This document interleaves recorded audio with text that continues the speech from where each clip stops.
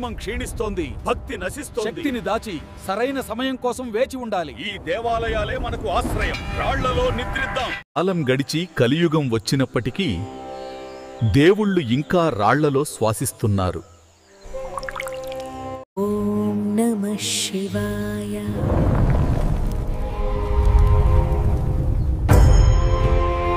ఓం నమః శివాయ. ఓం నమః శివాయ. లోకం మేల్కొంటుందా? ఒక స్వచ్ఛమైన మనస్సు మరియు ఒక భక్తి కార్యం చాలు ధర్మం మళ్లీ ప్రకాశించడానికి. ఓం అగ్నయే స్వాహ.